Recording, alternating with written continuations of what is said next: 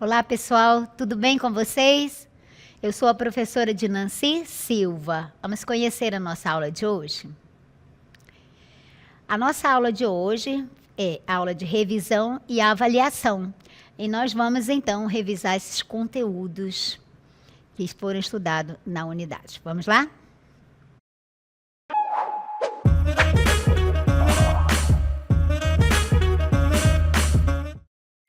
Muito bem. Vamos, então, revisar todos aqueles conteúdos que nós estudamos durante a semana e que serão, então, aqui aperfeiçoados, vamos dizer assim, que você vai consolidar ainda mais essa aprendizagem. Vamos revisar, então, os termos essenciais da oração, sujeito e predicado. Vamos ver? Olha aí. O sujeito, aqui em termos gramaticais, é o ser, é o termo que pratica ou sofre a ação verbal. E ele é um termo, porque o predicado é o outro, um dos termos essenciais da oração. Então, o que você compreende sobre o sujeito? Que ele é um termo essencial da oração, ele faz parte da oração e a ocorrência dele é na maioria absoluta das frases, mas não em 100% delas. Por quê? Porque existem orações que não possuem sujeito, são as chamadas oração sem sujeito. Então, o sujeito está presente na maioria das orações, porém há casos em que ele não aparece e aí nós só temos a constituição do predicado. E o sujeito, quando ele aparece na oração, porque ele é um dos termos essenciais da oração, ele aparece de forma clara, explícita ou não, ou de forma implícita, certo? Exemplo. Vamos ver um exemplo para você entender aqui o predicado. Veja. Nota noturna, que é o título, né? Veja aqui. O silêncio é um espião. Então, o conceito de sujeito diz que o sujeito é o termo, é o ser que concorda com o verbo, que pratica ou recebe a ação verbal. Veja, o sujeito ele pode praticar a ação verbal, e aí ele é um sujeito agente, ou ele pode sofrer, ele pode receber a ação verbal. Então, nesse caso, ele é um sujeito paciente, certo? No nosso exemplo, o silêncio é um espião, basta que eu pergunte ao verbo, aqui eu tenho o verbo ser, que eu pergunte o que ou quem antes desse verbo, para que eu obtenha como resposta o sujeito da oração. Vamos perguntar? Quem é um espião? Então, isso aqui, eu pergunto para o verbo, tudo isso aqui é o predicado, e a resposta é o silêncio. Então, o silêncio constitui o sujeito desta frase verbal, desta oração, certo? Bastou que eu perguntasse quem é um espião, resposta, o silêncio. Então, o silêncio é o sujeito da oração. Esse é o primeiro passo, você tem de saber quem é o sujeito e onde ele aparece. Ele pode aparecer aqui na frente da oração, e aqui eu tenho uma ordem direta, mas ele pode aparecer lá atrás, e aí eu tenho uma ordem inversa ou ordem indireta. As praias estão poluídas. Vamos analisar esse exemplo. Vamos perguntar ao verbo o que é que está poluído, né? O que estão poluídas? O quê? As praias. Veja, aqui eu mudei a pergunta para o quê? Porque quem dá ideia de pessoa e o que para coisas, para objetos, certo? Então, ao perguntar ao verbo, eu tenho então a constituição do sujeito como resposta. E tudo que sobra é o predicado, certo? Então, já que você entendeu direitinho, revisou, relembrou aí o sujeito da oração, vamos então agora para o outro termo essencial da oração, que é o predicado. Detalhe, o predicado realmente é fundamental. O sujeito é essencial, o predicado também é essencial. Porém, dos dois, o que realmente não pode faltar numa oração, numa frase verbal, é o predicado. Ele não falta. O sujeito pode até faltar, mas o predicado não. E o que é o predicado? Já sabemos o que é o sujeito, que é o ser que pratica ou recebe, sofre a ação expressa pelo verbo. O verbo diz que o sujeito fez ou recebeu alguma coisa, sofreu alguma ação. E o predicado? Muito simples. Vamos recordar o que é o predicado. Predicado é tudo aquilo que eu disse do sujeito, é uma declaração a respeito do sujeito, daquele ser que praticou ou recebeu a ação verbal. Mas também o predicado, ele pode ser uma declaração que não vai se referir a nenhum sujeito. E nesse caso, eu tenho apenas o predicado nesta oração sem o sujeito. Ou seja, eu tenho uma oração com sujeito inexistente, uma oração sem sujeito. Gente, isso ficou claro para vocês? Eu tenho certeza que ficou. Mas para confirmar, vamos examinar os exemplos, vamos analisá-los para você, na prática, ver a ação do predicado. Vamos lá? Olha aí. Então, o predicado, você já sabe. O predicado, necessariamente, ele contém um verbo. E nós temos, né, 3 tipos de predicado. Mas ele é assim, é da natureza dele. Ele tem um verbo. E esse verbo, ele faz o quê? Ele declara, ele informa algo sobre o sujeito. Ele diz algo do sujeito. Ele diz o que o sujeito fez ou deixou de fazer. Certo? Também, conforme expliquei para vocês, o predicado pode ser uma declaração que não vai se referir a nenhum sujeito. E aqui você tem a constituição da oração sem sujeito, sujeito inexistente. Quando uma declaração não se referia a nenhum sujeito, você tem só o predicado nessa oração. Daí você perceber que o predicado é que é realmente aquele termo que jamais poderá faltar numa frase verbal. Vamos examinar estes 2 exemplos aqui. O que é que está cada vez mais poluída, né? Ou o que estão cada vez mais poluídas? Quando eu perguntei ao verbo, eu tenho como resposta o sujeito da oração. Ele me diz, as praias. E tudo o que foi dito é que elas estão cada vez mais poluídas. Então, aqui você observa, contém um verbo, o predicado contém um verbo, aqui está o verbo estar, certo? Conjugado na forma verbal em estão, e informando algo, veja, informando alguma coisa sobre o sujeito. Qual é a informação sobre o sujeito praias? Que elas estão cada vez mais poluídas. Percebeu? Como na prática você pode empregar a teoria, você pode... Isso aqui é o conceito. E se você entende o conceito, se você compreendeu o conceito, internalizou essa teoria aqui, o conceito, você consegue analisar na prática, certo? Aí você aplica o conceito na prática. Vamos analisar o segundo exemplo. Um espião. O silêncio é um espião. Vou perguntar, o que é um espião? Certo? O silêncio. A resposta é o sujeito dessa oração, certo? Eu tenho o sujeito aqui. E a informação que foi dita sobre o sujeito é que ele é um espião. Veja que essa é a informação sobre o sujeito. E eu tenho necessariamente nessa constituição do predicado um verbo, certo? Nesse caso, esse verbo aqui é um verbo de ligação, não é um verbo de ação, mas é um verbo de ligação. Um verbo que mostra o estado do sujeito.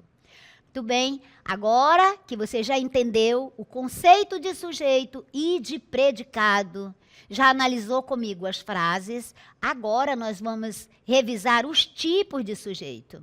Sabendo que o sujeito é o ser que pratica ou sofre ação verbal, que o sujeito é o termo que vai concordar com o verbo em gênero e número, certo? O sujeito tem de concordar com este verbo em gênero e número, certo? E aí, entendendo isso, eu já aprendi, já compreendi a concordância verbal. Mas o sujeito, ele se divide. Eu tenho alguns tipos de sujeito, eu tenho 3 tipos de sujeito. Vamos revisar? Eu tenho, então, o sujeito determinado. Veja, é importante que você se lembre o que é o sujeito determinado. Por que é determinado? Porque eu posso apontar. Veja, a polícia, a professora. Então, ele é determinado em razão disso, por eu poder identificar, apontar qual é o sujeito da oração. E eu vou revisar aqui para você novamente. Basta eu fazer a pergunta ao verbo. Quem fez um bom serviço? Resposta, a polícia. E aí eu já tenho o sujeito. E tudo que foi dito do sujeito, eu já sei que é o predicado, certo? Aqui eu tenho o sujeito e aqui eu tenho o predicado. Por que é o predicado? Porque é uma declaração que se refere ao sujeito. Algo foi dito do sujeito. Foi dito que fez um bom serviço, certo? Mesmo raciocínio para o segundo exemplo. Quem ministrou uma ótima aula? Quem? Isso é o predicado e a resposta é o sujeito. Quem foi que ministrou uma ótima aula? Resposta, a professora. Muito bem. Lembrando do predicado, o predicado necessariamente tem um verbo. Faz-se presente um verbo e isso que marca a oração, certo? E ele é simples, o sujeito é determinado e simples, mas ele pode ser composto também. Vamos analisar esses casos também. Então, o sujeito determinado, você já sabe o que é determinado, que eu posso apontar, certo? E é simples por quê?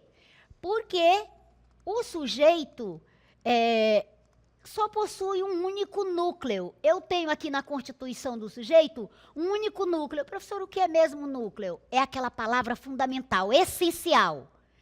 Se eu retirar essa palavra, fica sem sentido. Quer ver? Vamos retirar aqui. Diretor, eu vou riscando assim, pronto. Vamos fazer de conta que eu retirei aqui a palavra fundamental.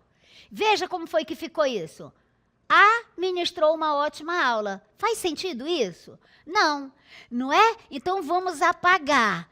Vamos apagar isso aqui para você entender novamente que é fundamental, é o núcleo do sujeito, porque não pode faltar. Caso falte, fica sem sentido. Percebeu? Então, o núcleo do sujeito é aquela palavra mais significativa, mais importante. Ela não pode faltar. E se só tem um, então é simples, tá? Só tem um núcleo, só tem uma palavra mais importante aqui, é núcleo.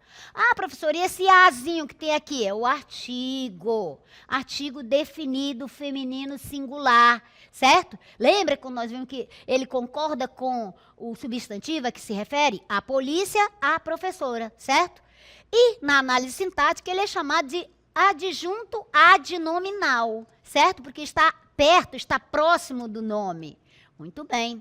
Agora nós vamos entender, já que entendemos o sujeito simples, vamos entender o sujeito determinado composto.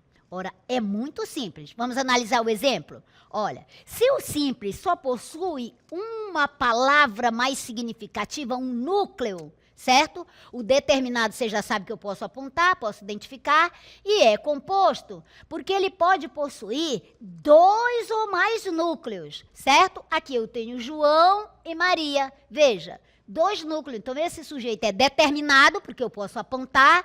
Quem foi que fez um caminho de migalhas? João e Maria. Determinado. Eu aponto quem praticou a ação de fazer um caminho de migalhas.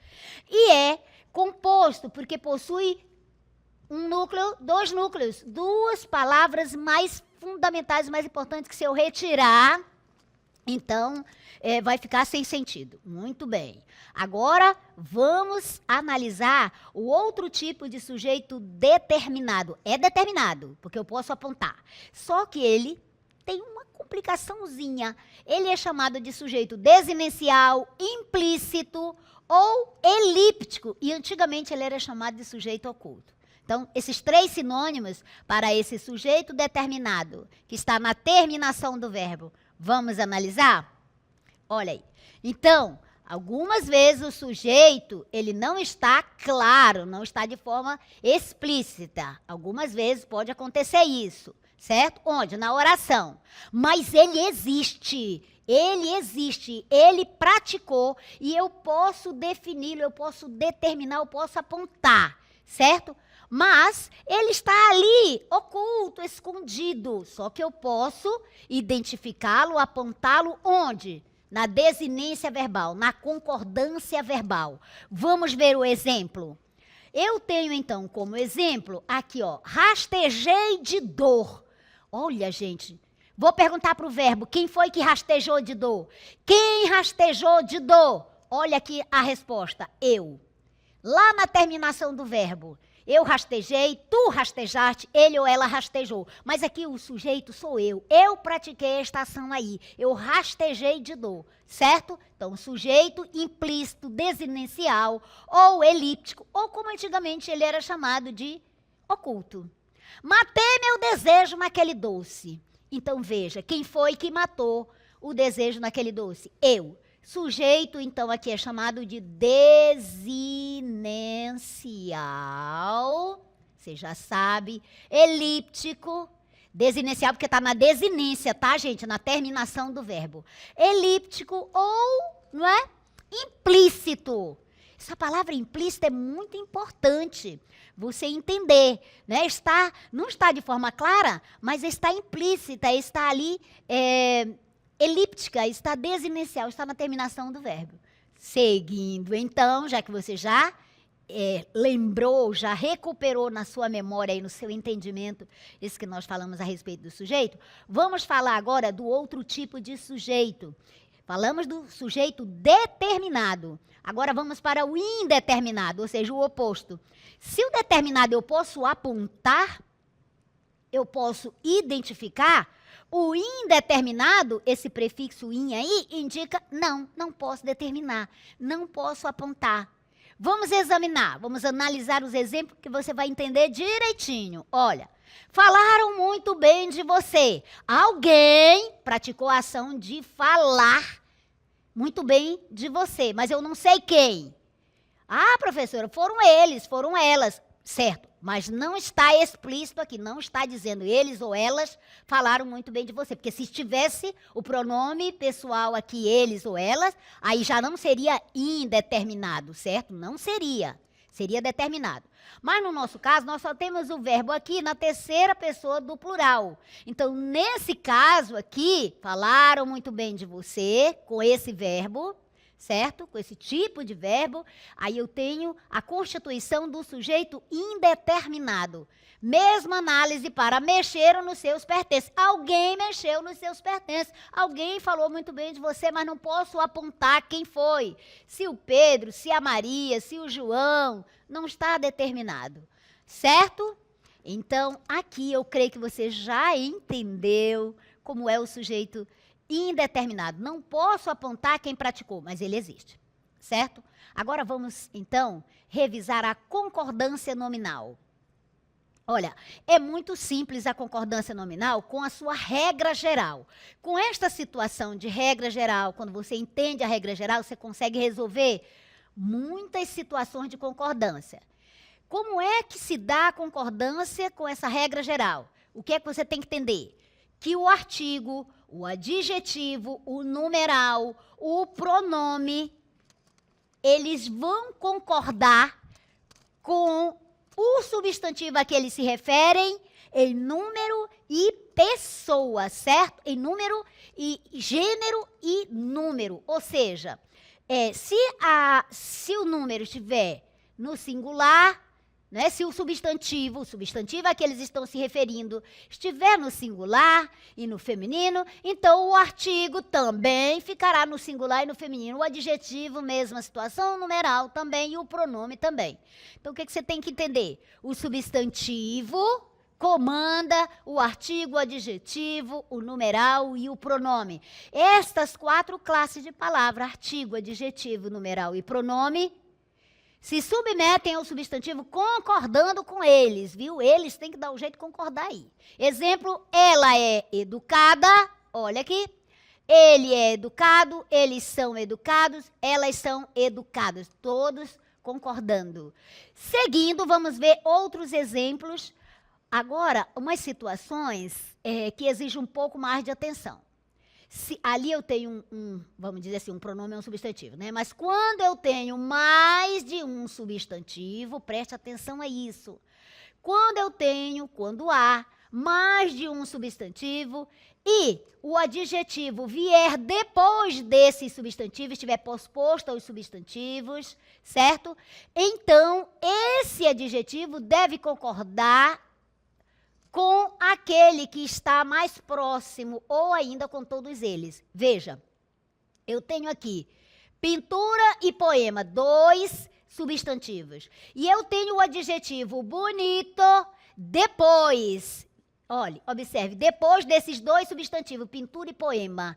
A regra diz que ele deve concordar com aquele que está mais próximo. Qual é o que está mais próximo? Poema. Então, poema bonito. Veja, a concordância se dá aqui. Mesma situação para poema e pintura, que é a mesma frase, só trocamos o substantivo. Aí, pode concordar aqui com o que está mais próximo, que é bonita, pintura bonita. Ou ainda com todos os substantivos, certo? E aí nós vamos ter o adjetivo no masculino plural. Pintura e poema bonitos, poema e pintura bonitos. Essa situação aí é mais fácil até de você escrever, porque se você gravou a regra, 2 ou mais substantivos, seguido por um adjetivo, o adjetivo depois do substantivo, eu tenho aí a concordância nominal facultativa, concordando com o mais próximo ou com todos eles, certo? Agora, quando eu tenho 2 ou mais substantivos e um adjetivo, mas ele estiver antes, vamos ver como se dá a concordância. Veja, então, quando o adjetivo, 2 ou mais substantivos e um adjetivo, mas o adjetivo estiver anteposto, ou seja, antes do substantivo, ele vai concordar, eita, saiu concordar com o termo mais próximo. Levamos pesadas sacolas e lençóis. Veja que o adjetivo pesada está concordando com o substantivo mais próximo, sacolas, pesadas sacolas. Eu tenho os 2 substantivos, certo? E antes dele vem o adjetivo. Vamos analisar o caso 2 aqui. Levamos pesados lençóis, pesados. Aqui o adjetivo está concordando com o substantivo mais próximo, lençóis. E aqui eu tenho o segundo adjetivo. Muito bem, vamos analisar 2 outros exemplos. Os 2 substantivos e antes dele vem o adjetivo. A regra diz que ele concorda com o mais próximo, pesada sacola. Mesma situação aqui. A regra diz que o adjetivo deve concordar com o mais próximo, pesado lençol, certo? Agora nós vamos ver uma observação. Quando os sujeitos são constituídos por nomes próprios, nome de pessoas, ou ainda graus de parentesco, sinais de parentesco, o que acontece? O adjetivo sempre vai para o plural. Muito bem, então, o que é que nós vamos fazer? Nós vamos seguir a regra. Se eu tenho nomes próprios de pessoas ou sinais, grau de parentesco, o adjetivo vai para o plural. Veja, eu tenho aqui Giovana e Nívia, certo? Nomes próprios de pessoas. E ainda tenho o grau de parentesco. Então, o adjetivo vai para o plural. Divertidas. São muito divertidas as sobrinhas Giovana e Nívia. Então, no exemplo 2, os alunos Giovanni e Carolina, nomes de pessoa, o adjetivo vai sempre para o plural. São aplicados os alunos Giovanni e Carolina. Então, vamos ver agora a situação da concordância verbal com é proibido, é bom, é necessário, é preciso. Vamos ver. Olha, com essas expressões, e esse aqui é muito importante, o que é que você vai fazer? Quando essas expressões, todas elas, não estiverem acompanhadas de um termo determinante, de um artigo, por exemplo, elas ficam invariáveis. Elas ficam exatamente, é bom, é proibido, é necessário, é preciso, é permitido. Veja, entrada é proibido. Eu tenho aqui a constituição do é proibido. Mas entrada é feminino, só que eu não tenho um determinante aqui. Então, não varia, fica assim mesmo. A entrada é proibida. Ah, variou, ficou é proibida? Sim. Por quê? Porque eu tenho um determinante aqui. Eu tenho o artigo. Então, a entrada é proibida. é necessário esperança. Não seria é necessária a esperança? Não, porque eu não tenho um determinante. Agora, eu tenho aqui a esperança e outras qualidades são necessárias. Veja que variou, porque eu tenho determinante. Vamos examinar mais 3 exemplos. Veja, é preciso saber viver. Fica assim mesmo, porque eu não tenho outro determinante. É permitido entrada. Veja, não tem um determinante aqui, então fica assim mesmo, sem variar. Agora, é permitida a entrada, e aqui eu tenho um determinante, por isso que flexionou aqui, ó, sofreu flexão. É permitida. Muito bem. Finalizamos aqui a nossa aula.